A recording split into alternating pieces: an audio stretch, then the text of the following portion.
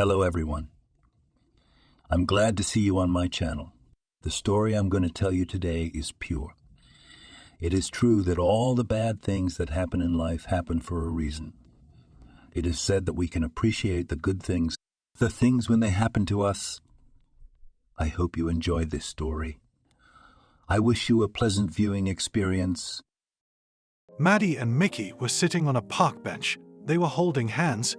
You could see the big Maddie between them. Maddie, I don't believe there are feelings like that. He looked into her eyes. Barry, I'm so happy. They were together like crazy. They didn't notice anyone or anything around them. Hello, could you look at my phone? A girl walked into the cellular salon, where they also provided repair services. What happened? A handsome young man came up to her. I don't know. It doesn't hold a charge at all, or I'm doing something wrong. She took the device out of her pocket. Yes, he smirked. The model was not modern at all. What? You can't fix it. The girl was upset. Unfortunately, it's just been working for a long time. That's why it doesn't hold a charge. The guy thought what he could do. Well, thank you. Thought she was left without a phone. You know, I can offer you an alternative. He went into the back. Yes, I'm listening. She liked being treated so well. Just a minute, the young man shouted. Waiting, the girl turned to the display case with phones. Yes, she certainly wanted a new and modern one, but unfortunately, she couldn't afford it. Here, finally, the guy came back. Look, the model, although not new, but will serve for a long time. What? I cannot afford to buy even the cheapest phone. She resented. Really, if she wanted to do it, she would not have chosen it herself. No, you don't understand. You give me yours and I give you this one. He smiled. Is that how it works? She didn't believe it. Why not? The smile never left his face. I don't even know. The girl began to feel embarrassed. It's okay. Take it. He handed her the machine insistently. Thank you very much. She didn't know what else to say. What's your name? He asked her. Maddie, she blushed. And I'm Mickey. He held out his hand to her. Good, she thought. The guy's going to ask for something in return for giving her such a gift. Well, what are you standing there for? You can go. The deal is done, he laughed.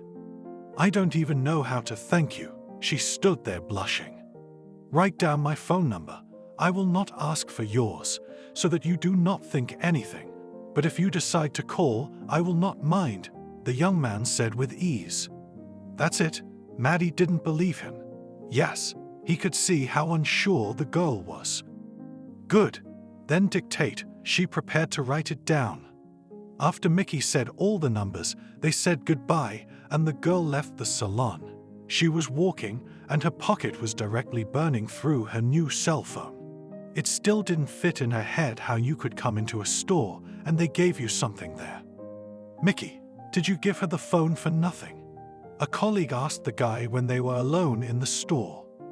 Yes, he nodded and took the money out of his wallet and put it in the cash register. Are you crazy? His friend laughed at him. There was indeed a promotion going on in the salon. A person could bring in his old phone and get a new one at a discount. That's how Mickey made the deal, but he paid for the purchase himself. You should have seen her. She came with a phone, with which now even grandmothers do not go, and cannot buy a new one. Even the same, the young man was responsible for his act. You are definitely not all at home, twisted his finger at the temple partner. Okay, I hope she calls me, he winked at him. You didn't even get her number. The friend was amazed at all. I think she'll want to talk to me, Mickey said confidently. Well, went the comrade to the back room to get something to eat. Mickey wasn't the kind of guy who was labeled a nerd or a sucker. He was a good-looking, confident young man. When he'd seen Maddie, something about her had caught his eye. And now all he could think about every day was when she'd call him. Maddie came home. She poured herself some tea, sat at the table with her new phone in front of her. She pondered whether she should dial the number she had today or not. On the one hand, what's the big deal if they go out? But on the other, what if he thinks she's frivolous? Hey, she walked into the office the next day. How's it going? A friend, and in the same person, a coworker, asked after the greeting. I'm fine. Maddie set her bag on the desk and put her phone down. Wow, a new one. She picked up the phone in her hands. Yeah, you won't believe it. The girl started to tell her. No way, laughed Natalie. You know I don't have any extra money. Maddie turned away because they didn't believe her. And why would I lie? Now, Natalie went on the internet and looked up these promotions. Well, what's there? Maddie thought to herself. She could look it up. That's what I was saying. There's no way. The girls read about a real discount. It turns out, Maddie clamped her hand over her mouth. He seems to really like you, laughed the girlfriend. You know, he did give me his number. She opened her contact list. What about you? Natalie got curious. Nothing, I can't dare. Maddie always told the truth. I don't know. If I were you, I'd call. At that moment, the supervisor came through the door and the girls started to work. When it was lunch break, the girlfriends went out for coffee and a scone each. Now would be a good time. Natalie glanced at Maddie's phone. I can't. What am I going to tell him? She blushed. Nothing. Asked to meet tonight. And then you can talk it over. The girl taught her. Do you think so? Maddie stopped. I don't think, but I'm sure. She took the phone from her girlfriend's hands, dialed the number, and put it to Maddie's ear. There were only 3 or 4 beeps, but in that time Maddie had experienced such excitement. Her heart was pounding in her chest. She thought the pounding would make her unable to speak. Her mind was all jumbled up. Hello, Mickey answered. An unfamiliar number popped up on his screen. He hoped it was Maddie. Hi, it's me, she said very quietly. Maddie, he clarified, because he'd been getting calls from different unfamiliar numbers lately, and he'd asked her name from all of them. Yes, she looked at Natalie and nodded. And I thought you wouldn't call anymore, he admitted. You know, I'm a little busy right now. I'm on my lunch break, but if you don't mind, we could meet tonight, she said in a rush, because she was so shy. Sure, tell me where and I'll come. He didn't want to stress the girl. Come on, I'd better go to your salon. Maddie didn't want him to think he owed her. She always did everything herself. She wasn't used to someone helping her. Okay, I finish at 6. I'll be waiting for you. I could hear him smiling. There you go, and you were afraid. It's no big deal, Natalie told her as Maddie put the phone away. She was still all red and her hands were shaking with excitement. That's the first time I've ever had that. The girl exhaled. They ate lunch, went back to work, and after that they were so loaded with work that there was no time to lift their heads. But when 5 o'clock struck, the girl got up from her chair. She was going home, and what she didn't have time for, she decided to finish tomorrow. Aren't you going home? Natalie asked, because it was the end of the day. And why? I'll go straight from here. Catherine is at home today with a neighbor. I'll warn her that I'll be late. Maddie looked at her friend. She did not understand this running. What about getting dressed, putting on makeup, styling her hair, taking a shower after a ball? Natalie would never go on a date like that. She needed a day to get herself in shape. We'll go out tonight, and then we'll see if it's okay to get dressed up right away. Let him see how real I am. She didn't want to show Maddie that she liked him too. Okay, do what you want, said goodbye friends, and agreed that Maddie will tell everything tomorrow. The girl stayed in the office. There was still a whole hour left before the appointed time. It was possible to finish some work, so that tomorrow there would not be such a jam. She did everything, and did not notice how the time passed. Then the girl got up, went to the mirror that hung in the hallway. That's it. Don't be afraid of anything. It's okay. You're brave and you'll succeed. She looked at herself in the reflection. Maddie had never asked anyone out on a date. She had always been modest. Now here she was walking, wondering what was going to happen next. Mickey was already waiting for her at the entrance. She saw him from a distance. The excitement started to rise inside her again. Like a true woman, "You're a little late," he laughed and greeted Maddie. You could see the guy was relaxed. He wasn't worried or embarrassed. Sorry, she was very embarrassed, so she spoke one-wordedly. "That's okay. Let's go." He beckoned her to follow him. Where to? She wasn't going somewhere specific because she wasn't ready for that. Just for a walk. Why are you so scared? He realized that it was the first time she was in such a situation. No, just, I can't stay long. She didn't say the reason why she needed to go home early. Okay, a couple hours, and I'll walk you out, he promised her. Okay, whooped the girl next to him. Why did you call anyway? He asked her. I found out that you cheated on me, and I couldn't help but call. She was telling the truth again, because she didn't want to lie from the beginning. Well, I'm sorry. I hope you're not giving up that phone, he realized. Of course not, but I'm going to pay you back. Maddie looked at him. Oh, here we go. Everyone's so decent, Mickey laughed. They reached the cafe. The guy suggested they go in there. Maddie didn't want to at first, but then agreed 1 cup of tea wouldn't do her any harm. Champagne. They sat down at a table, and the young man asked the girl, "What are you doing?" She made big eyes. "What's the big deal? I'm next to a pretty girl. Why not?" He did not understand why she so refuses everything. "Okay, I can have some," she agreed, but she thought she was on a roll tonight. Mickey ordered. He wanted to get the moon out of the sky for her. He liked her so much.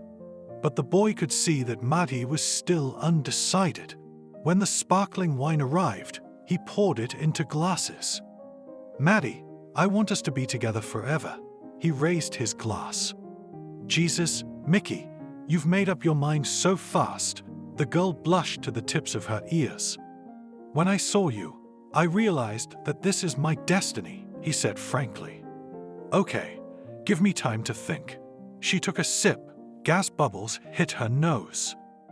Not at all mind, he told many funny stories. The girl relaxed. Further, the evening passed more quietly. Maddie kept looking at her watch. "I hope you will not run away today, leaving me a shoe," laughed the guy. "I don't get it. What are you talking about?" Maddie looked at him surprised. "About Cinderella. She, when she came to the ball, also all the time looked at the clock, and then took and left the prince, without saying a word to him." He retold the plot of the fairy tale. "So you are a prince," smiled the girl. "Anything is possible." He took the champagne and poured more. "I have to go." She looked at the time again. "Let's go." He did not persuade her, because he realized that they had many happy days ahead of them. They went outside. It was nice to walk down the quiet streets, just the two of them. Maddie wondered how the young man would react when she told him about the baby. When the young people reached the house where the girl lived, they simply said goodbye. "Will we meet tomorrow?" Mickey asked. He wanted it so badly, and he wished she would reciprocate. "I don't know. I have a lot of things to do." She was telling the truth because she couldn't leave her daughter with her neighbor every night. "You are so modest and secretive, but I even like it." He took her hand and looked into her eyes. "That's it, I have to go." Maddie turned around and walked into the entryway. She didn't want anything to happen between them tonight. "Bye," the guy said when she was no longer outside and the entryway door closed. Mickey went home. He didn't know why the girl was so uncooperative. At some point he stopped. He thought, what if she had a husband or just a boyfriend she didn't want to talk about? But at the same time he did not believe it, because such a modest girl could not walk left and right. The young man somehow waited for the next day. When it was lunch break, he dialed Maddie's number. Earlier, he just did not dare to bother her. He was afraid that she had a lot of work, and she might be offended. "How's my modest girl doing?" he asked her when she answered. "Hi." She was embarrassed again. Good thing he couldn't see it. "If you can't tonight, maybe you and I could meet up now and have coffee." The guy didn't even ask. He asserted. "Okay," she quickly agreed, because she didn't want to discuss it in front of everyone. He waited for her at the exit of the building, and then they went to the cafeteria that was nearby. Mickey did what a real man should do all the time. He opened the door in front of Maddie when they got to a table, pulled back a chair, and then placed their order. "What will you have?" he asked the girl before he did. "A cappuccino," she replied. Maddie really liked that drink, but lately she had to make do at home with a simple instant one because she didn't have any extra money. Now, he held up his hand for the waiter to approach them. "You're so..." Na raised her eyes at him. "What kind?" laughed the young man. "I don't know." Attentive, she picked up her napkin and now focused all her attention on it. "Maddie, I've already told you that I like you and I'd like to start dating you." He repeated again what he said a day ago. "Okay, there's just one thing you need to know." The girl got excited. "Are you married?" Immediately, he made the assumption that tormented him the most. "No, I would have confessed right away," she laughed. "I don't care about the rest." He breathed a sigh of relief. By now dinner was coming to an end. "Mickey, I can't go out with you tonight. Come and visit us." With these words they walked to the steps of the organization where Maddie worked. "I'll be there at 7 o'clock then." He was very thoughtful. The guy went to work and thought to himself, why she said to us, who she lives with. Probably that's what she wanted to talk about. But in the end the guy decided that today everything would become clear and he wouldn't have to think and guess anymore. Maddie didn't stay late today. She left home on time. There were still a lot of things to prepare. On the way she went to the store, bought the essentials. No frills. "Aunt Sveta, good evening." She knocked on the neighbor's door where her daughter was. "Come in, now we'll drink tea and talk," welcomed her woman. "No, I have no time today. Ekaterina, let's go home," she called the girl. Well, then next time," upset neighbor. "Sorry." Maddie in front of her was also ashamed. Sits constantly with her child, and she cannot even talk to her. They entered the apartment. There the girl immediately went to the kitchen, put the kettle on. She still had to change. "Mummy, is someone coming to see us?" There was a little girl standing in the hallway. "Yes, a very nice uncle," she told her. "Is he my daddy?" The girl had never met him. "No, but maybe he will be." The mother hugged her daughter. "What's his name?" the little girl asked. "Mickey." Her mom smiled back at her. "Like a cat," Catherine laughed then. "Oh, you can't say that." Her mother wagged her finger. "Well, in front of him will not say," promised her daughter. "Well done." They hugged. And after that they went to the kitchen, where Maddie boiled oliverons, printed stew, fried everything. At that moment, there was a knock at the door. "Now," shouted the hostess, and went to the door. "Is that him?" Catherine made big eyes. "It must be," her mother whispered to her. Maddie opened the doors. There was indeed Mickey. He stood with a bouquet of flowers, which he immediately gave to the girl. "Hi," he smiled. "Come in."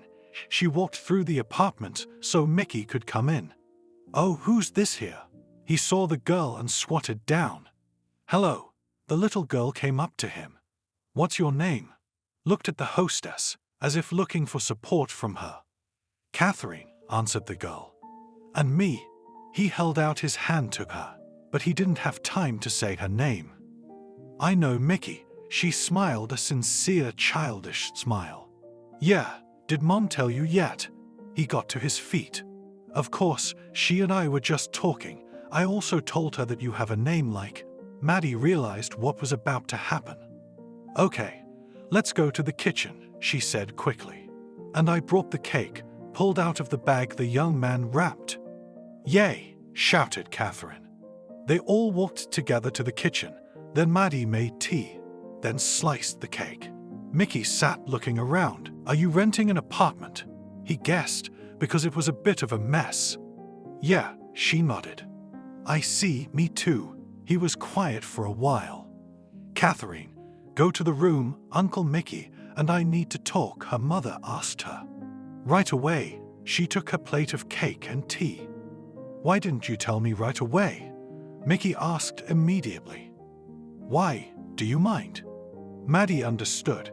Not many men want to date a girl who has a child. "On the contrary, I'm all for it." He took her hand in his. "You're not cheating." Maddie glanced down at him. "Of course not, as they say, there are no other people's children," smiled the young man. "Okay," sighed the girl. She didn't want to talk about it much. "What okay?" I offer her my strong male shoulder, and she's okay, as if offended by Mickey. They sat for a little while longer, and then the young man started to get ready to go home. "Are you leaving already?" Catherine looked out of the room. "Yes, everyone has to work tomorrow. We have to go to bed," he said, and then he looked at Maddie. "Don't worry, everything will be fine," he told her.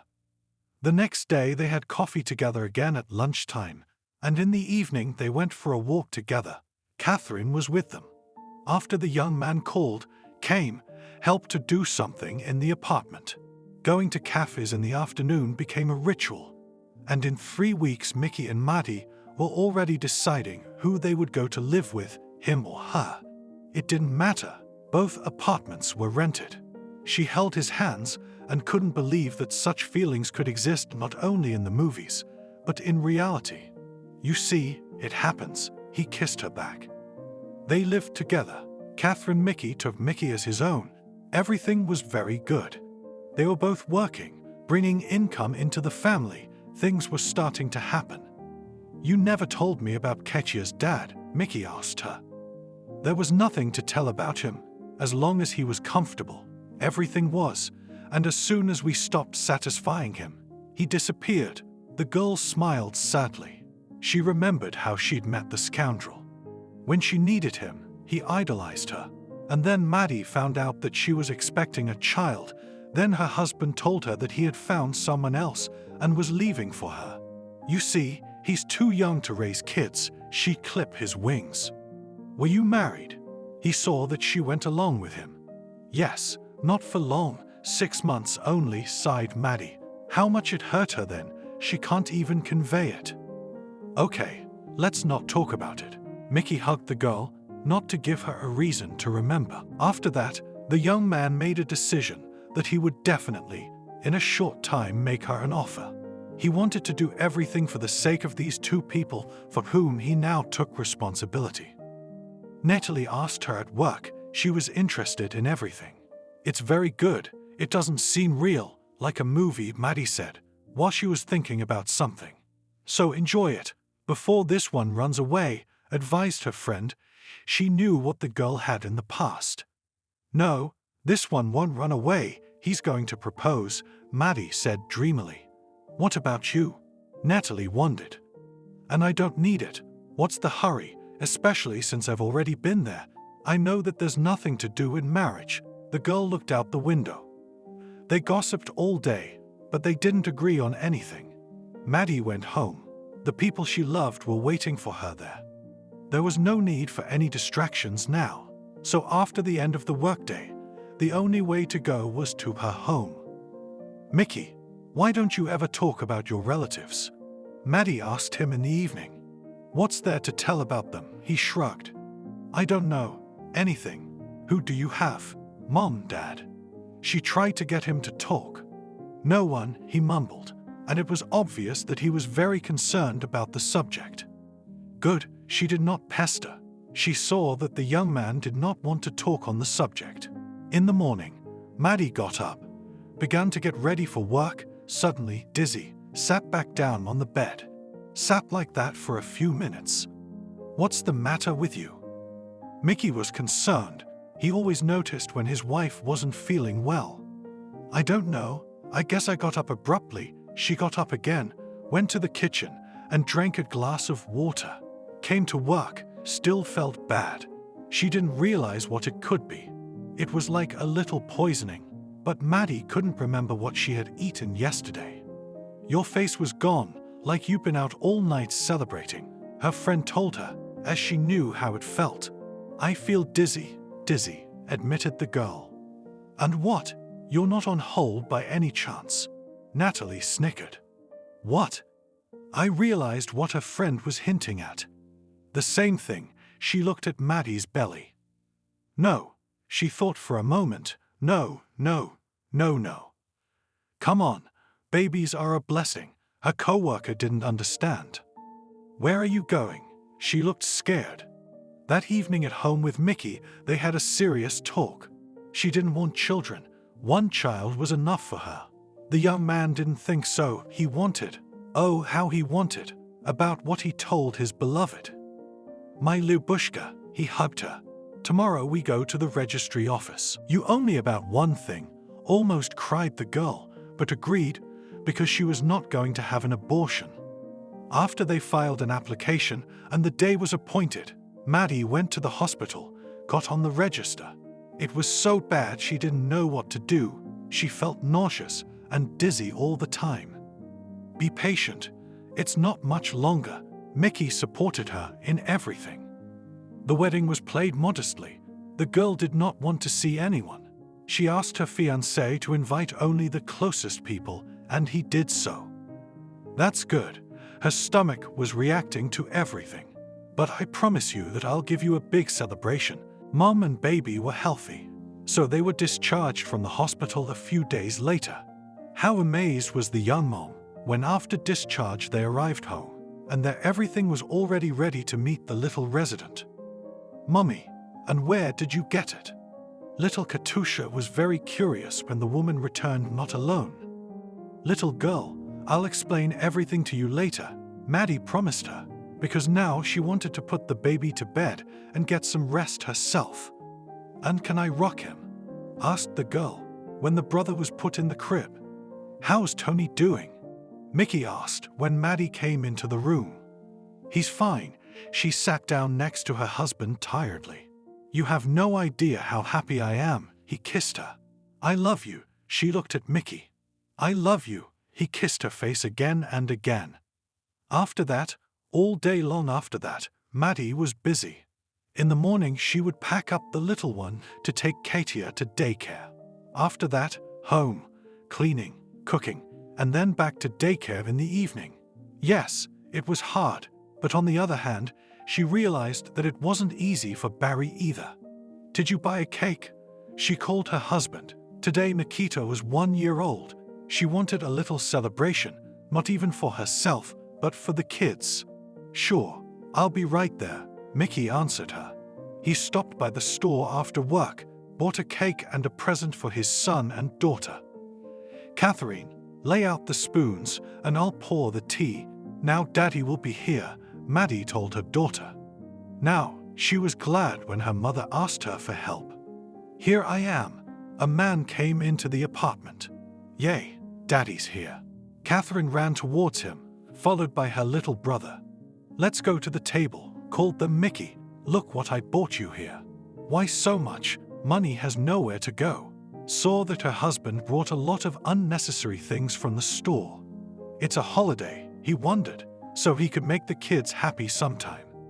Maddie knew that her husband loved to bring gifts like that, even for her. Yes, it was joyful, but there were times when there was simply no bread to buy. The family, as on other holidays, did not invite anyone, because the guests would have to be treated, and not with what? Why didn't you at least invite Natalie? Mickey often asked. Don't ask, she looked away. Catherine was in first grade, Tony was getting older. Maddie wanted to go back to work after her maternity leave. That's it, a couple more months, and we'll get daycare, she told her husband. That's good, he cheered. That afternoon, Maddie went to work to tell them she was leaving. The first thing she did was look in her friend's office. Hi, she opened the door. Oh, what people, haven't seen you in ages, stood up and walked over to Maddie. How are you? I wanted to ask her, she hadn't been here in a long time. Fine, Natalie looked back at the new girls. Oh, let me get you a drink, it's stuffy in here. Maddie sat down on a chair, she felt sick. Natalie turned away to pour liquid into a glass when she heard a thud. She crouched over Maddie, but she didn't wait for an answer and called an ambulance. The doctors arrived. The girl had already regained consciousness, but they still took her with them to examine her. At the hospital, they put her on an IV. "Doctor, when will they let me go home?" she asked, because Catherine was there alone with little Tony. "Soon, be patient. I don't believe in all these omens." As soon as she thought that everything would start all over again, she just started to vomit. "I'll help you with everything," Mickey promised. There was no doubt in Maddie's mind that it was her husband who had caused this unplanned pregnancy. No matter how hard she braced herself and talked about abortion, she knew there was nothing she could do. This time it went much easier than with Tony. Natalie, when she came to check on her friend's health, was a little shocked by the news. "Well, you're crazy, friend. I won't get married. I won't give birth. And you?" She laughed at her. "Well, stop it. It's sickening without you," Maddie asked her. "Come on, may you be well. I wish you happiness." The girls hugged each other. Natalie left and Maddie was left to sit with her thoughts. How they would last. Yes, Mickey earns money, but it's so little that even now it's not enough. And then, but it was too late to think. The term was decent. It was only necessary to wait for the time when it will be necessary to give birth. Maddie kept thinking about how they would be with the little one. She told Mickey to go to the hospital early because she was afraid that it might happen again like last time. "Whatever you say, Catherine will look after Tony while I'm away," the father of the family said. But it was not scary because the man worked at night. Yes, she was good, responsible. Although the girl was still small, she did everything to ease her mother's worries. Maddie herself went to the hospital, did not ask anyone. Then, before the deadline set by the doctors, there was still a week, but the woman was afraid something might go wrong. Hello, she was met, put in the room. Now she could not worry about anything, because if something starts, the doctors are always there. "I'm so scared," said one of the girls who was lying here on the ward. "What kind of pregnancy are you having?" Maddie asked her. At first, she looked at her. "I'm on my third, and I'm still scared," she told her. It's already known what's going on. Her roommate didn't understand. No one knows how everything will go, and more afraid for the future, not for today, complained Maddie. "Oh, what is there in the future? Everything will be fine." The girl believed in it, because she was young and had not yet faced the difficulties that exist in life. They didn't talk anymore, each thinking about her own. Maddie was imagining all the diaper rasping that had bored her lately, and now consider it a new circle. Staying up at night, getting up to the baby, potty, pacifier. She didn't even want to think about it. Labor began early. The doctors praised the woman that she came early. Now there was no need to hurry anywhere. She was quietly transferred to the ward, and there, without any nerves and hurry, all the procedures were done. She screamed. This time it hurt a lot. The last time it had also hurt a lot, but now it seemed to be several times worse. "It's okay. Breathe," the midwife commanded her. "I can't. It hurts," Maddie strained. Now, the doctor saw the head already. Maddie pushed once more, and her next daughter was born. She lay there without strength and did not understand what was going on around her. "Yes," the midwife said, and put the girl on her mother's chest. Aurora, her mother, looked at her. A fitting name, laughed those around them who were here. Mickey didn't have time this time, he was working, but when Maddie called him, he immediately rushed over to the maternity ward. "I love you. Thank you for my daughter," he shouted to her. And she just put her palm to her lips and sent him an air kiss. Her husband at that moment pretended to catch it and press it to his heart, and then they were driving home again. "Promise that we won't have any more children," Maddie begged Mickey. She even wanted to get her tubes tied, but was afraid of the consequences. "I promise," he admired his daughter, who was in his arms at that moment. Home came. All of what had once been Nicotino's was now his baby sister's. Crib, stroller, diapers, bonnets, rattles, everything. He gave it to her. "You're my good one," Couldn't Mommy just look at it? Everything was fine at first. Nothing needed to be bought for Aurora. Practically everything was there. Maddie was glad that the finances were starting to be enough. Albeit, they also couldn't afford the extra, but it was easier than before. "I'm going to work," Mickey said, which he did every night. Good rocked his wife to their youngest daughter, who was almost a year old. She heard the door slam, went to the room, but the slamming sounded again. "Forgot to take my phone," the man said. "Why don't you look in the mirror?" Maddie told him. No time, he waved his hand. "Oh, Mickey, God forbid," Maddie said as she looked at the phone. "Hello." She looked at her watch. It was 4:30 in the morning. "Hello, Maddie." A man's voice asked her a question. "Yes, what's wrong?" Her heart was pounding in her chest. "Is Mickey your husband?" The same voice asked. Yes. Tears were already in her eyes and her voice was shaking. "He had a very serious accident today. He is in the hospital now. If you leave the house right now, you may still have time." He disconnected the phone. Catherine, please look after the little ones." I went. The mother was thrashing around the apartment. "What happened?" The girl couldn't understand in her sleep. "I'll come back and tell you everything," her mother told her. She could not call anyone for a long time, and when the car finally arrived, Maddie did not count on anything. "Where's my husband? I'm Maddie," she shouted at the whole ward. "Quickly here," one of the girls in a white coat called out to her. "Maddie," her husband looked at her and leaned back. "Mickey, I love you. Don't go. Don't leave me." She was getting hysterical, but her husband couldn't hear her. "Calm down." They gave her some kind of sedative, but nothing could help Maddie now. The woman was inconsolable. She didn't know how to go on. They brought her home. The Barry was gone, and she knew it. "Mom, what about Dad?" Catherine asked her, but she could not answer her because she was like crazy. Everything helped to do friends and colleagues in the work of men. "How can I now?" Fell a woman on the body of her dead husband, but no one could no longer answer her. "Maddie, calm down." Natalie tried to support her. Everyone understood why the woman was killing herself. After the funeral and the wake, she sat in the kitchen, staring blankly at the wall. "Mummy, the children want to eat." Catherine came up to her. "My darling, how are we going to be now?" Maddie realized that she had babies.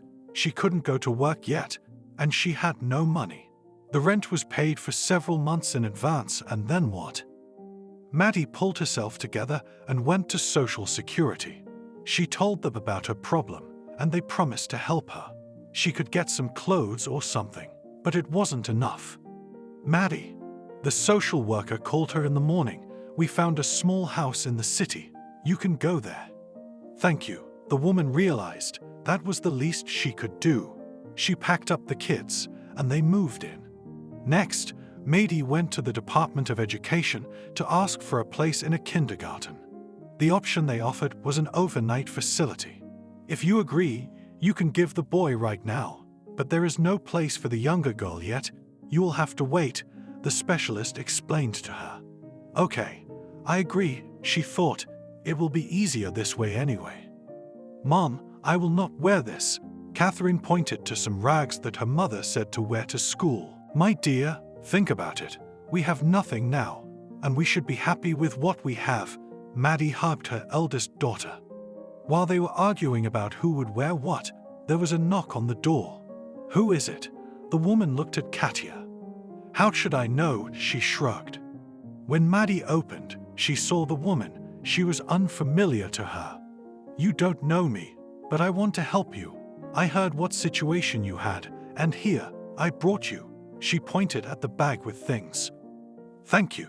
Come in." The landlady let the neighbor into the house. "My daughter's things are there. She's grown up now, but they'll be just right for you." She looked at Katya. "Can I look at it?" asked the girl. She was still a little girl, but she understood a lot. "Yes, of course," she nodded. The girl went to the bag, opened it. There were really good things, which she immediately began to try on.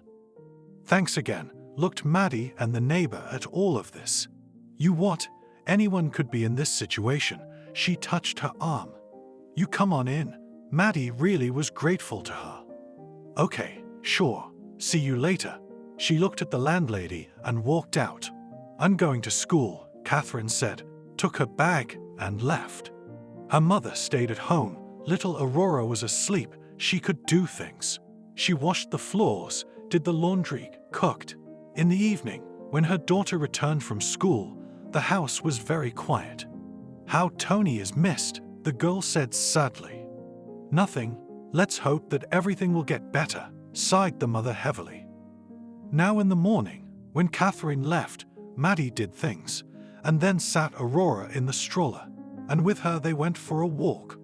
One day they were sitting in the park and a woman came up to them. You're Maddie, aren't you? She asked her. Yes, she wondered how all these people knew her, since they didn't live very far away. Your story is all over the neighborhood, she explained. What's your name? She had to get acquainted. She couldn't just talk to everyone and not know their names. Casey, she introduced herself. Nice to meet you. Maddie didn't know what she wanted from her, but she wasn't mean in appearance. There's a church not far from here, so you should go and pray, go to a service. It might make you feel better, Casey advised her. I've never been there, Maddie told her.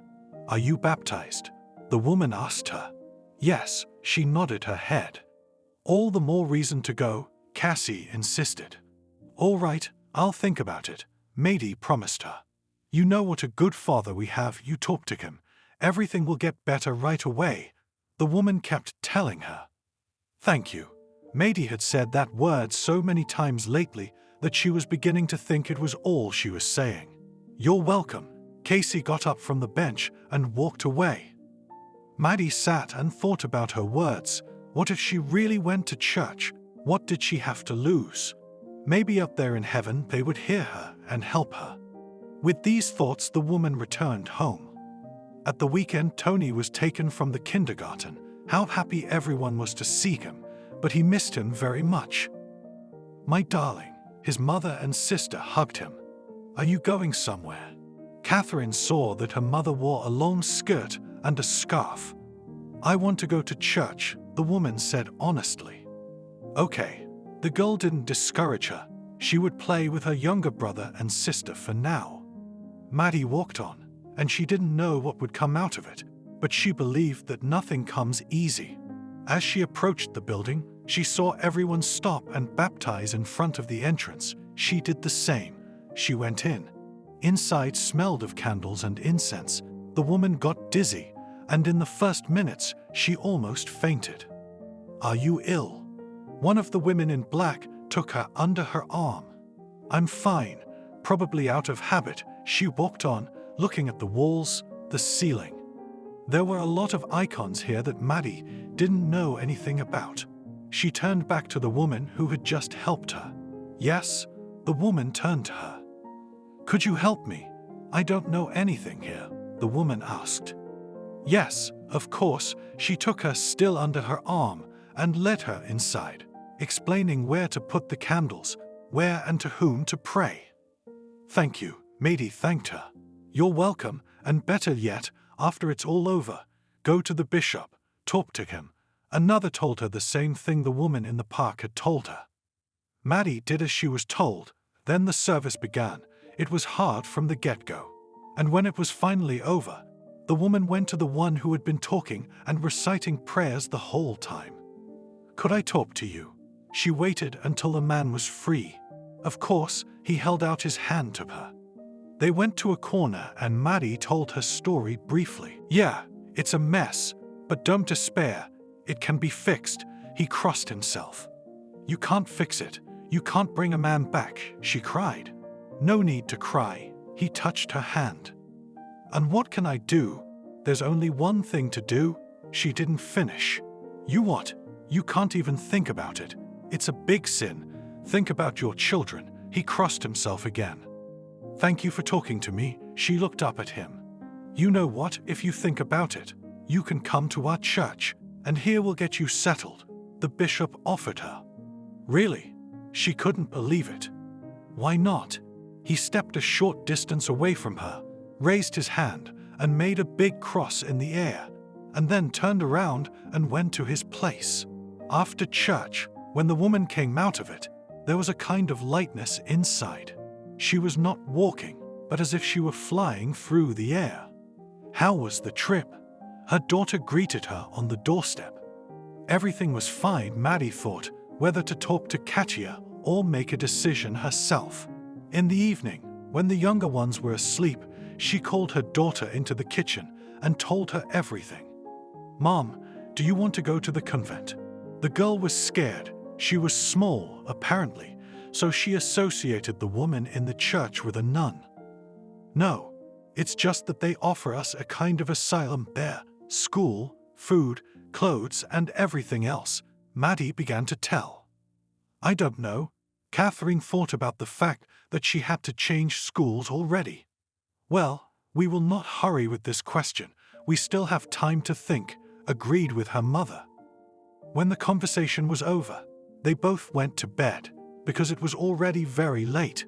In the morning, Maddie was going to church again, but not alone, but taking the children with her. "Are you ready to go to a place where it's beautiful?" the mother asked the children at breakfast. "Yes," they shouted in unison. "Then let's eat now and get ready."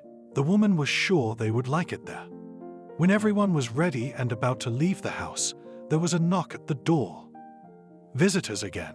Mom turned to Catherine. This meant she needed to entice Tony and Aurora to come over this time. The woman opened the doors. An unfamiliar man stood behind them. "Hello." She nodded at him and looked to see if anyone else was with him. "I managed to find you," he smiled back. "What did you want?" The woman couldn't understand. "Here, Mickey told me to give this to you, but only if he is not young." He held out the envelope, which was already yellow from old age.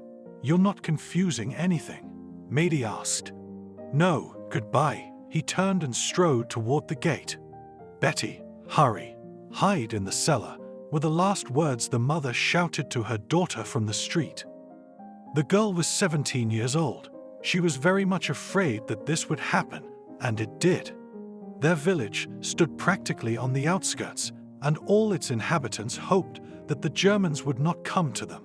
But in vain, because those were coming, and on their way did not spare anyone. She ducked into the cellar, closed the hatch behind her, and now sat there without moving. Betty did not know how much time had passed. She heard only explosions and terrible screams. At some point, she decided to get farther away so that no one would find her for sure. Betty woke up. She listened. Everything was quiet.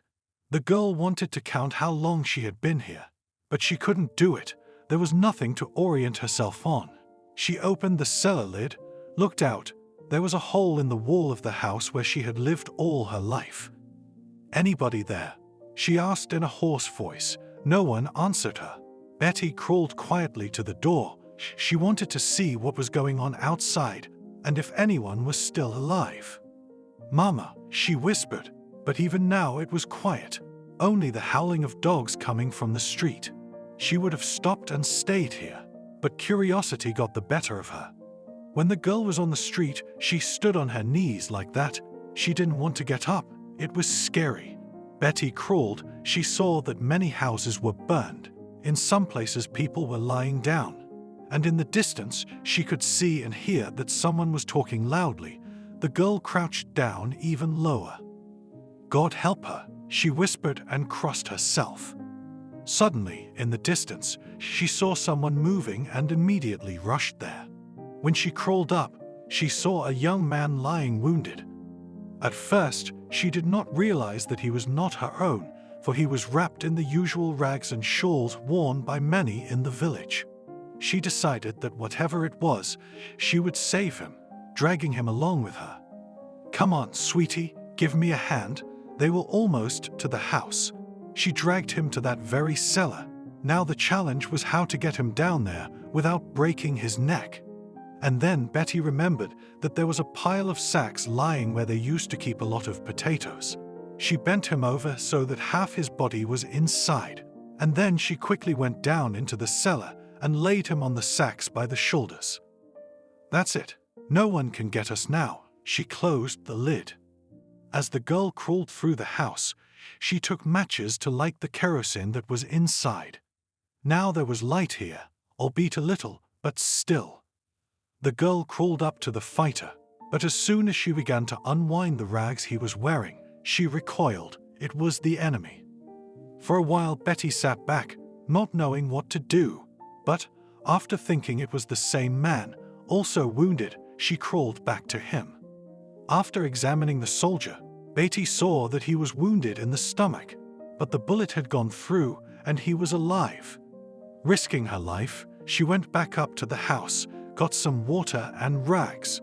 She threw down a straw mat to sleep on. Now she bandaged him up, laid him on the bed, moistened her lips with water. "Now I'll cook something to eat," she said. There were various preparations on the shelves, including stew that had been put aside for a rainy day. She printed it out, tasted it, and smeared grease on the soldier's lips. He coughed. "Come to your senses," she asked him. The girl was scared here alone, and here, even if it was the enemy, she was not alone. "Who are you?" he asked, when he woke up a little and looked around. "I don't understand you." Betty smiled at him. The soldier exhaled. He understood what the Russians had, but there was nothing he could do. "Where are we?" He spoke again. Fear was in his eyes. "Still do not understand, but you do not be afraid. Everything is fine." She wanted to stroke his cheek, but he took his head away. It had been a long time, more than a day. Betty fed her rescue. Then they went to bed. They communicated mostly in gestures. The girl had climbed out more than once, and Ivo, as he introduced himself to her, if she understood correctly, couldn't do it. "Look what I found." She brought different things. It was very scary at first, but then not so much anymore. Dank. He looked at the strange girl and was now already smiling at her. "Good." She nodded her head and smiled back at the guy. "Come here," he gestured to the girl. "What?" She came over. "Beautiful," he said with a great accent. "Thank you." She blushed. She too liked this handsome, non-Russian young man. After that he drew her to him and kissed her. It was the first time with Betty, so she immediately recoiled from him. But he only laughed and again pulled her by the hand to himself. The girl thought that he would not do anything to her here, for she could escape at any moment. "You were good," she showed him. "Beautiful." Again he repeated the word he had evidently known before. After that, Betty stopped resisting. There were no more explosions and screams outside, and the young people were still in the cellar. The girl ran about the village, running into houses where no one was already there, looking for provisions and other things she would find. Ivo was fully well by now. Somehow he showed Betty that he could get out of the cellar by himself. He put on what he had and went out of the house. "Where are you going?" She held out her arms to him. "See here," he waved to her. She sat down on the bench and cried, realizing that it was all her own fault, but there was nothing she could do. Threw down a straw mat to sleep on. Now she bandaged him up, laid him on the bed, moistened her lips with water. "Now I'll cook something to eat," she said. There were various preparations on the shelves, including stew that had been put aside for a rainy day. She printed it out, tasted it, and smeared grease on the soldier's lips. He coughed. "Come to your senses," she asked him. The girl was scared here alone, and here, even if it was the enemy, she was not alone. "Who are you?" he asked, when he woke up a little and looked around. "I don't understand you." Betty smiled at him. The soldier exhaled. He understood what the Russians had, but there was nothing he could do. "Where are we?" He spoke again. Fear was in his eyes. "Still do not understand, but you do not be afraid. Everything is fine." She wanted to stroke his cheek, but he took his head away. It had been a long time, more than a day. Betty fed her rescued. Then they went to bed. They communicated mostly in gestures. The girl had climbed out more than once, and Ivo, as he introduced himself to her, if she understood correctly, couldn't do it. "Look what I found." She brought different things. It was very scary at first, but then not so much anymore. Dank, he looked at the strange girl and was now already smiling at her. "Good." She nodded her head and smiled back at the guy. "Come here," he gestured to the girl. "What?" She came over. "Beautiful," he said with a great accent. "Thank you." She blushed. She too liked this handsome non-Russian young man. After that he drew her to him and kissed her. It was the first time with Betty, so she immediately recoiled from him. But he only laughed and again pulled her by the hand to himself. The girl thought that he would not do anything to her here, for she could escape at any moment. "You are good," she showed him. "Beautiful," again he repeated the word he had evidently known before. After that, Betty stopped resisting. There were no more explosions and screams outside, and the young people were still in the cellar. The girl ran about the village, running into houses where no one was already there, looking for provisions and other things she would find. Ivo was fully well by now. Somehow he showed Betty that he could get out of the cellar by himself. He put on what he had and went out of the house. "Where are you going?" She held out her arms to him. "CEO," he waved to her. She sat down on the bench and cried, realizing that it was all her own fault, but there was nothing she could do. The girl never left. She stayed in the village and began to rebuild the house. The war was coming to an end. The men began to return. Oliver came to his native village and did not recognize it, so it had changed. Almost no whole building was left. Then others began to pull up as well. "Hello." Betty heard someone say hello to her. "Hello, Oliver," she answered him. "Betty?" He couldn't believe his eyes. "You didn't recognize her." She was smiling. "We're there. I was leaving." She was like this. He showed her small stature. Time was running out. She turned away. "Can I come in?" the man asked. Of course, she went into the house herself. "They've done a lot of housekeeping." Oliver sat down at the table. "Yes." Betty remembered Ivo right away. "How did you stay here?" He couldn't understand. "Here." She waved her hands and said nothing more. "Anything?" He looked around the house. "Practically nothing." She shook her head. "Okay." He realized how difficult it would be for everyone. Now, she went into the cellar, where there was still some salt or stew she did not know. "Master, you need to go to the house." He looked at the hole in the wall, which the girl fixed with what she could. No argument. She put everything on the table. "How do you like my person?" He did not wait for anything, but went straight to the attack. "Oliver," she blushed. "What's wrong?" He didn't understand. "I can't promise you anything." She pulled her dress over her stomach. It was already bulging a little. "Wow, we were fighting back, and you're here." He pressed his lips together. "Go away," she almost cried. "Okay. If you tell me everything, it'll be okay." He held out his hand to her.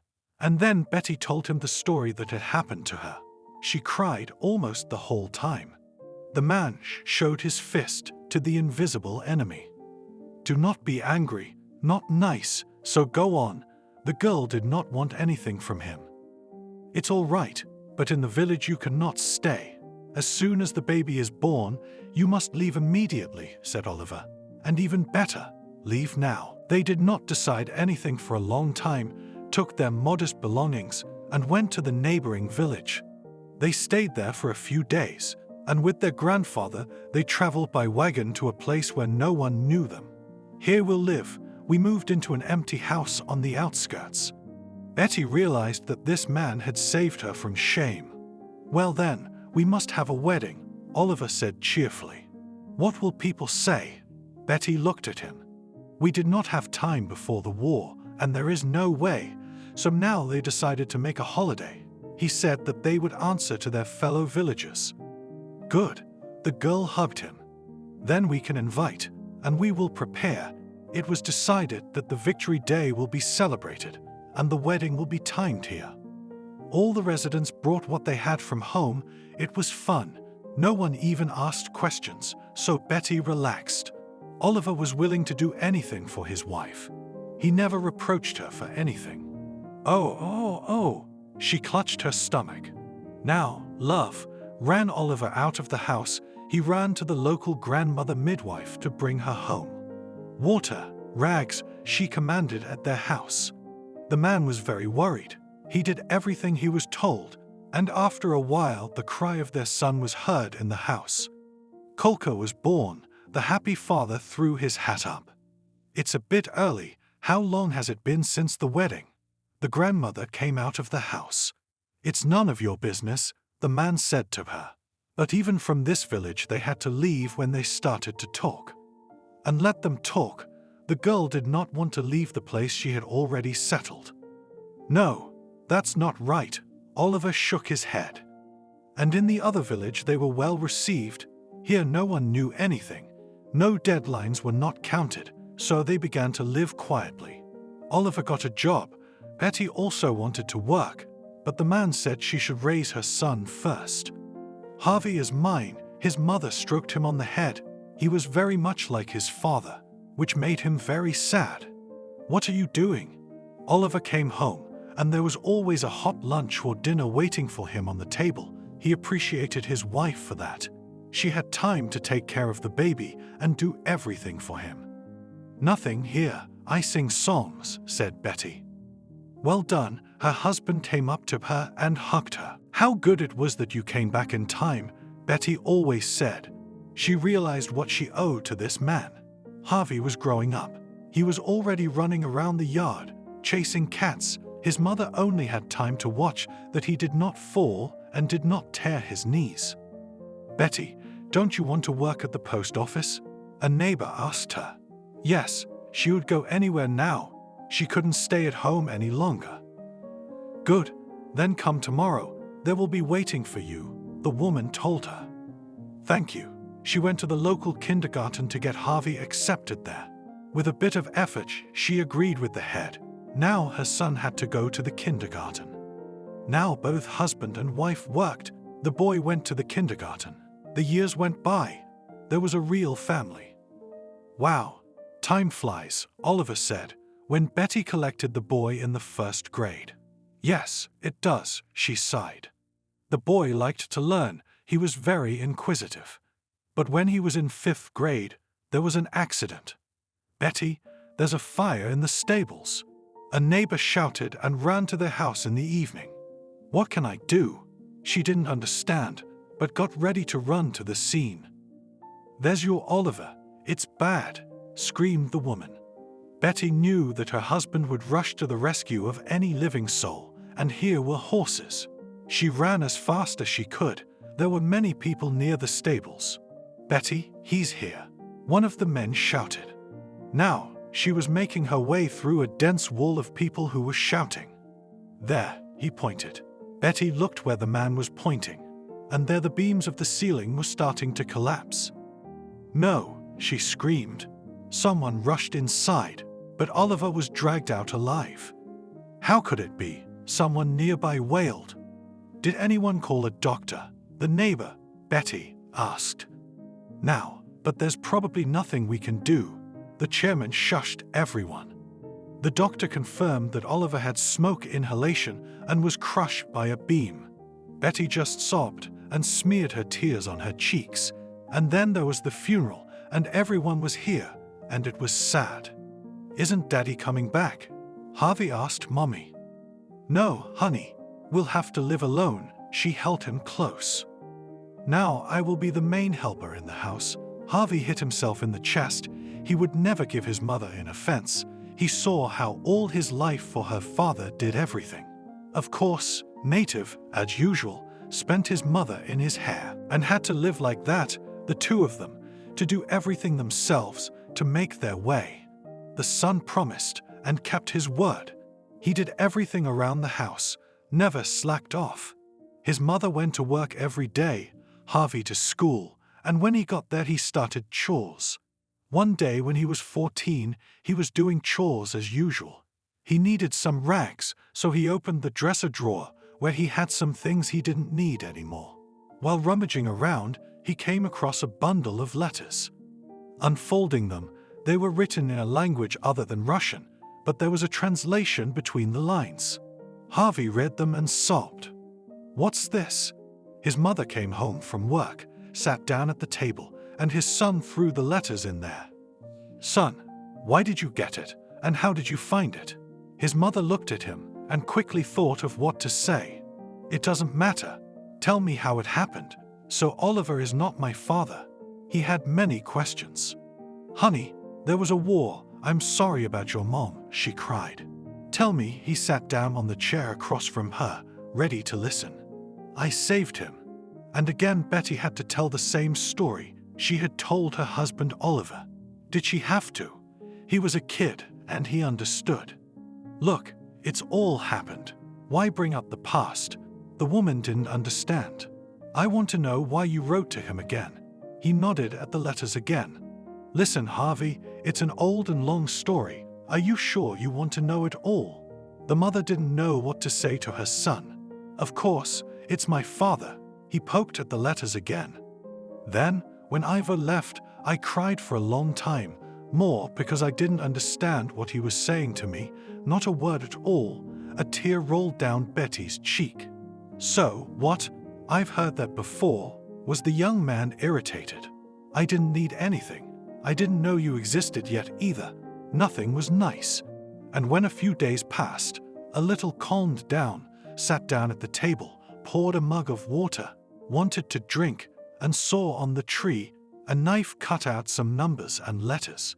Honestly, at first I didn't pay attention to it, but at night, when I went to bed, it hit me. It was the address, and no one but him could have left it there. My mother told me emotionally, as if she had gone back there a few years ago. "And you wrote to him," the boy concluded. "No, but I realized that he didn't just leave it there." She tilted her head, ashamed in front of the most beloved person on earth. "So, when did you send your first letter?" Harvey had no patience. "When I heard about you," raised her mother's eyes to him. "And him?" asked the boy, and then he grinned. "He's read everything today." "Yes, I wrote to him that I was expecting a child alone.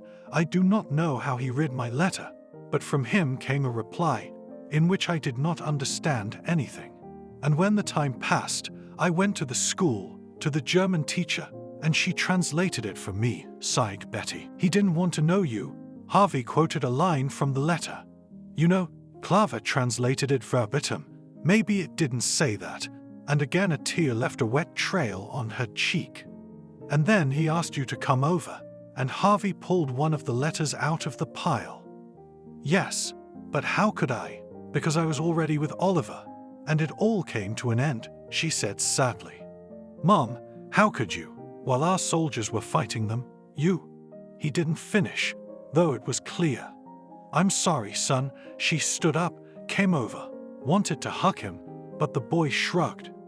"We've been told all our lives that this is the enemy, that we won, and now I find out that you—" With this, he was ready to cry, but restrained himself. After this conversation, the boy did not talk to his mother for the rest of the school year. And after that he silently packed his suitcase and went to live in the city. "Son," she looked at him as he left, and she remembered the moment when Ivo left the same way. "Goodbye." Harvey didn't even turn around. The young man arrived, got a job. Now he was studying and working at the same time. Sometimes the lad thought of his mother, but always pushed those thoughts aside. Harvey knew what he wanted, but he never achieved anything. When he was already in his 30s, he met a woman. They decided everything quickly, and now they were standing in the registry office. "Why aren't any of your relatives here?" Ariana asked him then. "I have only my mother, but she couldn't come." The guy lied. He still hadn't communicated with the woman, though she had made more than one attempt. Understandably, Ariana felt bad that this was the case. After all, she too only had a father who was sick and couldn't. "What's wrong with you, all these people?" He pointed at his friends. "It's okay, The bride told him then. Not even a few months after the wedding, she got pregnant. Harvey wasn't exactly happy. He kept muttering to himself about age.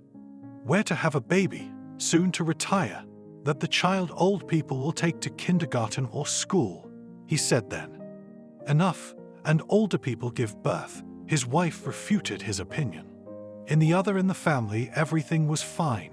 Pregnancy, strangely enough, went well. The boy Mickey was born exactly on time, and as soon as the father saw him, he was ready to take back all the words he had said before. Son, when you grow up, I'll tell you so much and show you so much. The father sat by the crib. At this moment he was thinking more and more about his mother, how she was alone there, what she was doing. Now that he had a child of his own, he realized how much he had hurt her then. And Mom, what had she done wrong to him, giving birth? Harvey had made up his mind. As soon as Mickey was old enough, he would definitely go to his mom's house. What's the matter, Betty? You're still alone. A neighbor came to see her. I'm very guilty before my son, and he can't forgive me. He holds a grudge for life, she said tearfully. Write to him, the woman advised. I wrote, it doesn't help.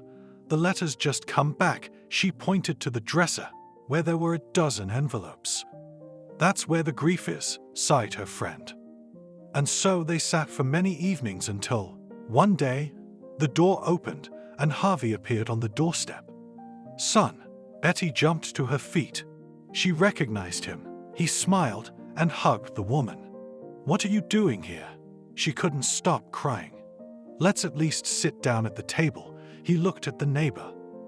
Okay, goodbye, I'm going. She got up and left the house.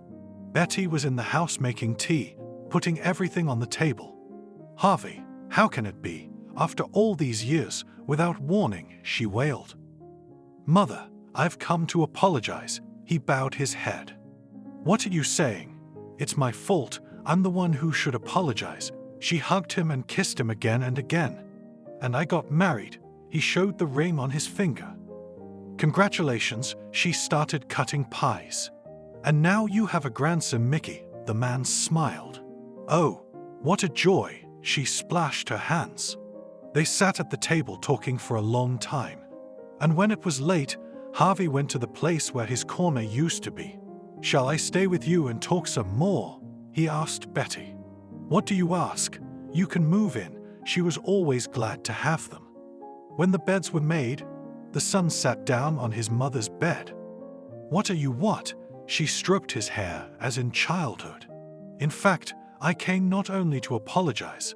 I want to know about my roots. Will you give me the address of this Ivo of yours? He lowered his eyes to the floor. Sure, but I doubt he still lives there. Stood up and went to the chest of drawers. It's worth a try, her son answered her, and took the envelope from her hands. They talked practically until morning, Harvey realizing how many years he had lost while he was angry with his mother. Now he was 100% sure he would never leave her alone again. In the morning, Harvey woke up, had breakfast. All right, I'm off. As soon as I know something, I'll let you know right away. The man hugged his mother. Good luck, she crossed him on his way. After that, Harvey got into the car and drove to his home, where his wife and child were waiting for him. He decided not to say anything to anyone yet, until he figured it out for himself. Why get people's hopes up? He drove and planned how and what would happen. Hello. He walked into the house, and as his son threw himself on his neck, he realized how his mother felt when he arrived. So, how was the meeting? His wife asked him. Great, now maybe we will have more relatives. He hugged her and whispered these words in her ear. What other relatives? She didn't understand. I don't say anything yet. He showed her the invisible key he used to close his mouth. Oh, all he has some secrets. Ariana kissed her husband on the cheek. When Harvey was at work the next day, he thought long and hard about whether or not to write to the address his mother had given him.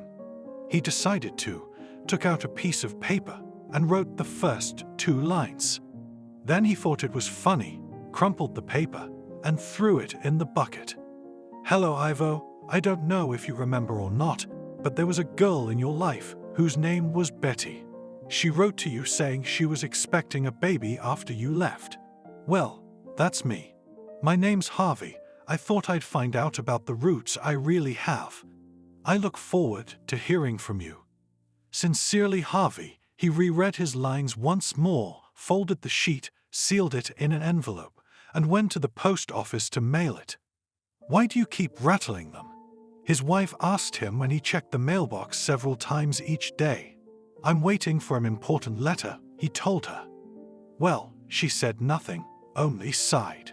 It had been a long wait, 4 years, and Harvey had given up hope that an answer might come, but strangely enough, it did. The man came from work, automatically, as he had done for many days, months and years, opened the drawer, waiting for nothing, and there was happiness, an envelope. Ariana, he answered. He came home dancing. Who is he? She still didn't know what her husband was hiding. I'll tell you. He went into the kitchen to read it.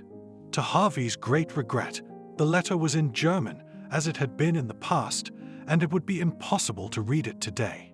He put it in his jacket pocket and decided that tomorrow he would go to the teacher, as his mother had done. Well, his wife asked him when he came out of the kitchen. Nothing, he waved his hands. I see, another mystery. She sighed and went to the room where her son was already asleep. The man could not sleep all night. He was tossing from side to side. Different thoughts went into his head. What if it said that the addressee no longer lived at that address? Then he dismissed the thought. In the morning, he woke up not at all. I'm going to work, he said to his wife and son, then left the apartment. Bye, Ariana shouted as the door had already slammed shut. The man thought about where and who he should turn to. What if he went to the school, found the German teacher, and just showed the letter? The man was somehow embarrassed about it. He came to work, took his seat. Why are you so glum?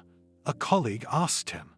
I need to translate the text from German, and I do not know who to turn to. Harvey did not hide from him. Let me see, he asked him. Do you know the language? He couldn't believe his luck. I can't say exactly what it says, but I can read it, he assured him.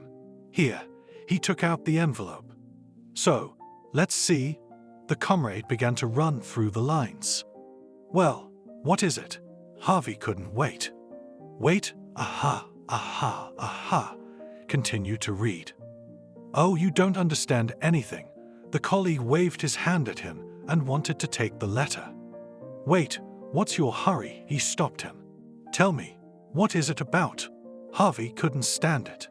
Look, Ivo is writing to you. He showed him the lines. I know that without you, Harvey was getting annoyed. He says he knows Betty and offers you a meeting in 6 months. He pointed to the name of the city. Wow, the man whistled. Who is it? Now there were questions from my colleague. I'll tell you later if I meet him. Harvey took the letter from him. In the evening, when he got home, told his wife that he would have a business trip to the capital in a few months. She only smiled, probably already realized that her husband was looking for someone. But since he did not speak, she also kept silent. Are you sure you need this meeting? Ariana asked him. Absolutely, he answered first and then stared at her, but didn't say anything. Okay, I won't interfere. She stepped back into the kitchen. The whole time Harvey was walking around not himself. He didn't know what he was going to talk to this man about, what he would say to him, or how they would even communicate. He was worried. Finally, the time for the meeting came. All right, wish me luck, Harvey said to Ariana. Good luck, and that everything works out, she whispered in his ear and kissed him on the cheek. It was Harvey's first time on an airplane. It was unusual. He made a wish. Landing at the airport, he drove to the hotel that was listed in the letter. He checked into the room, now wondering how they would meet. In the evening, there was a knock on the room door. Harvey opened it. Good afternoon, stood a man who spoke with a heavy accent. Hello, nodded Harvey. You speak our language, Harvey exhaled with relief. My name is Klaus. I am Ivo's son. You wanted to meet us. He extended his hand to greet and introduce himself. You speak our language, Harvey exhaled in relief.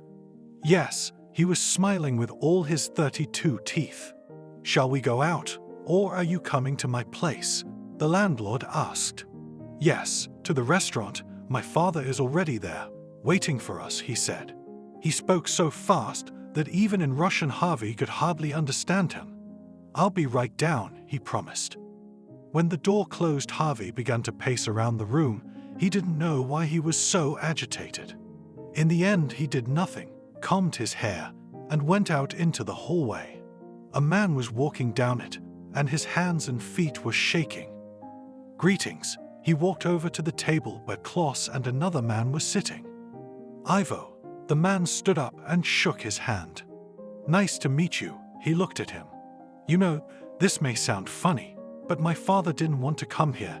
He was scared, Klaus said. He was still sitting with a strained smile. That's the way it is now. Harvey was out of sorts. They started talking, Klaus acting as translator. I knew you existed a long time ago, Harvey admitted. Yes, my father says he did, too, Klaus nodded. So many years lost, the man said bitterly. Dad didn't believe it at first, but when Betty wrote several letters, he decided she couldn't write the same thing in each one. The son looked at his father. Exactly, sipped Harvey's water. Ivo wants to meet up again with Betty, fell silent his son. Okay, but we'll have to go, he added gesturing, because he thought he wasn't being understood. If we are already here, we are ready for anything. Translated again the man's words, Klaus. When do we leave? Harvey imagined how happy his mother would be to see this man after all these years. Tomorrow, the guest of the capital called the waiter. They ordered something to eat and talked a lot. Then Ivo went to his room, and Klaus and Harvey went to his.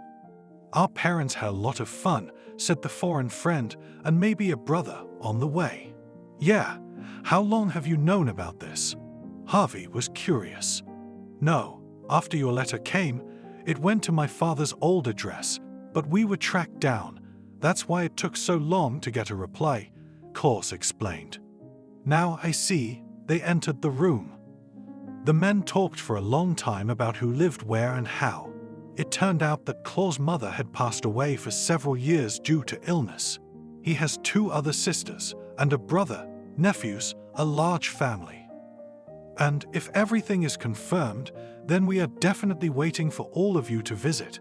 The man glowed with happiness. When it was already late, the men separated, and in the morning they got on the plane again and flew to visit Betty in a distant village. Worried, Harvey leaned over to Ivo. No, he answered sharply. Don't mind him, he's just worried, his son explained. Well, I'm scared of flying too, Harvey agreed with him. That's not why he's scared. It's because he's meeting someone he knew in the worst years of his life, Klaus said quietly. They had landed. Now there was a bus ride to be had. But that didn't scare anyone. The guests looked around in wonder. They were interested in everything. That's it. Only a few kilometers left, and we'll be at my mother's house. The man could not speak with excitement. They got there, and then they walked for a while. When they approached the house, Harvey was ahead of them and put his finger to his lips. Mom, I have a surprise for you. He entered the house. The woman was sitting with a neighbor as usual. What? She got up. Let's go, called her son. They went out on the porch. One look, and she recognized him, cried. Betty, Ivo said. Her husband warned her not to say anything to anyone. He didn't want anyone to know and judge his family. Time passed, and Harvey couldn't get up the nerve to visit his relatives. Why are you stalling? It's been 2 years since we met. Honestly, I don't know. He threw up his hands. That's it. Write a vacation request at work, and we're going. Ariana had never been abroad. She really wanted to. Mickey was 10 years old at the time when his parents finally packed up. They decided that the boy would still have time to go, so they took him to his grandmother's house. Are you sure you've made up your mind? Betty asked them. Of course, we already have the call, smiled Ariana. Then have a good flight. She hugged first her daughter-in-law, then her son. And they went. It was interesting, mesmerizing. When they were in Germany, Ariana couldn't get enough of it. It wasn't like this. I wish I could move here to live, she said dreamily. What problems? Her relatives couldn't understand. It's decided. Now we'll go back, get Barry, and, if possible, come here, the woman said. Harvey thought, why did he procrastinate with this acquaintance for so many years? Now, long ago, all his dreams would have been accomplished. After they walked through the beautiful streets of the small town, walking home, where everything was also beautiful. I can't believe I have to fly away from here, Ariana said. We'll definitely come back. Klaus and Harvey shook hands. They got on the plane reluctantly, a force pulling them back. Goodbye, Ariana whispered as she looked out the window, but the date was not to be. As the plane gained altitude, something happened to the engine, a major airplane crash. Betty and her grandson were baking pies, and at one point her heart gave such a pang that she even sat down on a chair. Grandma, what's wrong? Mickey came over to her. It's all right, honey. She looked at the boy. And then they were told the terrible news. It can't be. The woman couldn't believe it. She realized Mickey had been orphaned. It happens, shook her head, a specialist from some services. The happy and carefree life of the boy ended there. 3 years later, his grandmother felt ill. She called an ambulance, and while the car was on its way, she called her grandson to her. Take this, she gave him an envelope in her hand. What is it? He didn't understand. It's your grandfather's address in Germany. If it's too bad, write there and everything will be fine, she told him. Mickey took the envelope, but he thought his grandmother was just delirious because she was sick. And then she didn't come back, and strange people came for Mickey and took him to an orphanage. No good things were to be expected at this institution.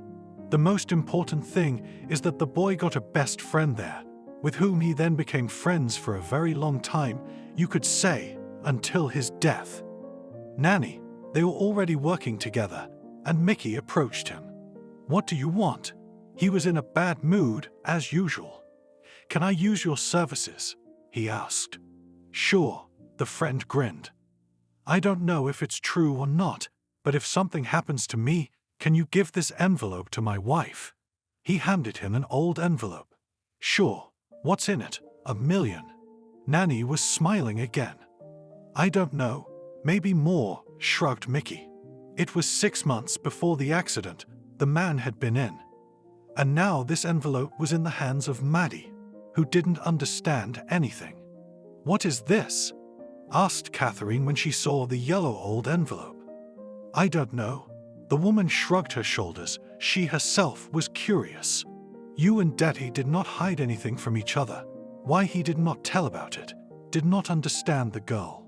Let's better see, then all the questions will immediately disappear, offered Maddie. Okay. They went to the table and opened what they had just been handed. Look, there's something written here. Catherine showed her mom. Yes, she started to read the story first, and when she got to the end, she cried a couple times.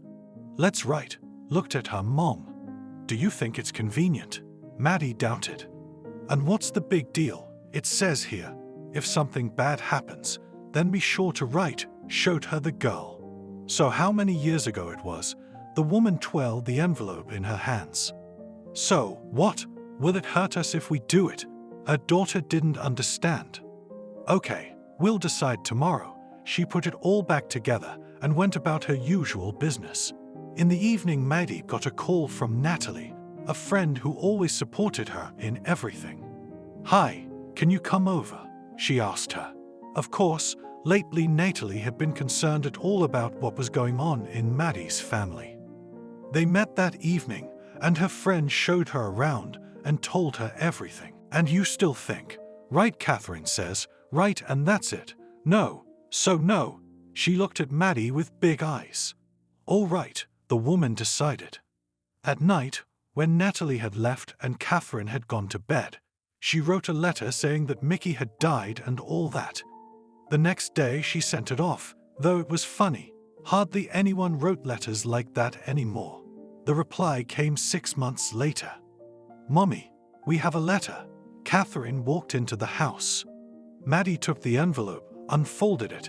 It said that they were expected, and the address where they should fly. It can't be. Maddie remembered the words of the woman from the park, that she should talk to the father, and everything would be all right at once. It was scary, but there was nothing to lose. The woman packed the children, the documents were ready, and now they were on their way to a distant, unknown country. At the airport they were met by strangers, an elderly man. Guten Tag. Maddie had learned it on purpose. "Hello, I'm Klaus," he told her. "Oh, you speak Russian," she was taken aback. "Let's go." He brought her to his house. Klaus's wife was there, as well as his children and, as Maddie realized, grandchildren. "I'm kind of uncomfortable," the woman said as she was seated at the table. "It's okay. If it wasn't for your grandmother, none of us would be here," Klaus said with a smile. They started reminiscing about that story again, showing pictures of my grandfather and father. "Wow, I didn't know anything about that," Maddie said. "Your family is so uncommunicative. First the son took years to write to us, and then the grandson." The man smiled. "There can't be any questions for me. I only found out after my husband died," Maddie sighed. "No, we're not telling you anything. We'd like to see everyone. We've only seen Mickey on the photo, and even then small," said the owner of the house. "The children are very happy here. Their mother hasn't seen them at all since they entered the house." "Don't worry, they are looked after," Klaus said. Maddie was offered to stay here. She had to find a job and of course learn the language. The woman said she would try, and it all worked out quickly, but she knew she would do her best and everything would work out. One day she was walking in the park, which was in the backyard of her house, and a man came up to her. "Hi," he said to her with an accent. "Guten Tag," she said, a word she had known for a long time. "Bruno," he extended his hand to her. "Maddie," she nodded, thinking the family had some guests. "Oh, you've already met my son," Klaus told the woman. "Wow," she laughed. From that moment on, the man never left her side. He invited her for walks, took her to different places, and then he asked her out on a date. How is that possible? She didn't understand. "Your children are related to us, but you're not," he said, smiling. "Well, yes," she stretched out. After one date, there was a second, and then another, and another. "Will you marry me?" Bruno handed her the ring one night. Jesus, Maddie clutched her cheeks, which were flaming. The poor widow had no idea her life would change so drastically. Just yesterday, she was walking around begging for alms. And now she's in another country and they're making her an offer. "Accept it," Klaus nodded. "Yes," she said, "but what about my children?" "Your children will be mine because they have our blood in them," he was sure of it. "What a man you are," she hugged the man. In the evening, the whole family celebrated the event.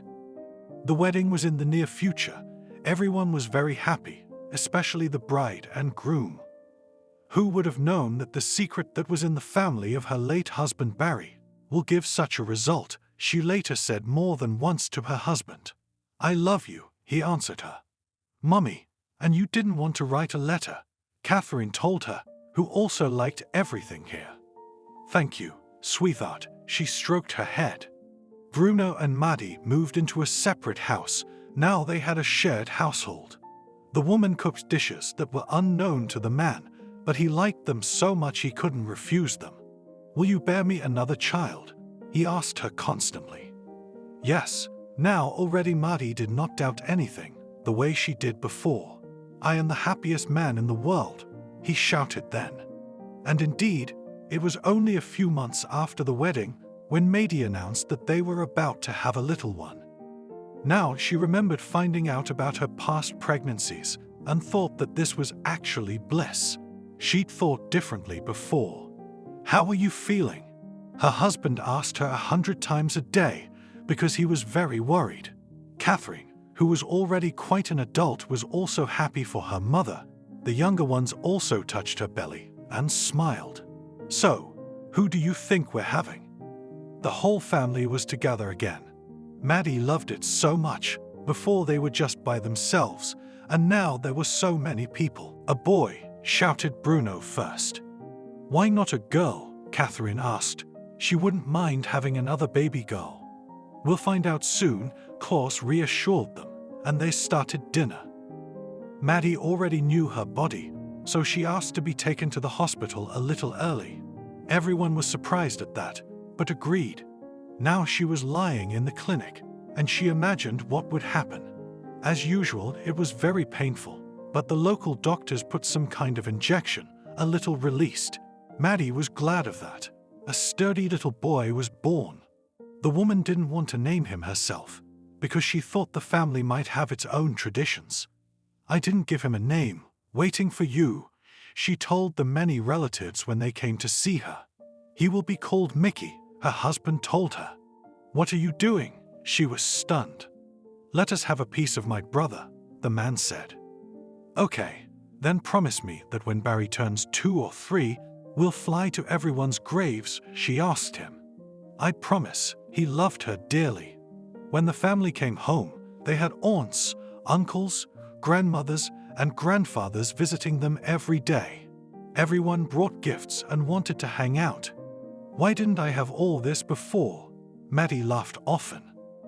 Now that everyone was involved, she didn't even have to do anything. Everyone knew what and when and what time. "Is it really like that?" she asked her husband, and at that moment she remembered asking Mickey the same question, only on a different occasion. Yes, she loved Bruno, but there was more respect in their family than the reverent feelings between her and Mickey. "Are you ready to travel?" her husband asked her 2 years after Mickey was born. Of course, she looked up to him, a man who, if he made a promise, was sure to keep it. "Would you take me with you? I want to visit my brother's grave," Klaus asked them. Who would mind? The family laughed, and a few other relatives gathered with them. When they were at the airport, it seemed that only their family was there. Catherine and the boys were running around the small outlets that were there. Mickey was crying in his mother's arms. He was scared of it all. Finally, everyone boarded the plane and flew. Maddie looked out the window. She knew it would only be a few days, and they would be here again. "Well, hello, Motherland." She stepped off the plane. "You kiss the asphalt," her daughter said. "Why? If I have to, I'll kiss it," smiled her mother in response.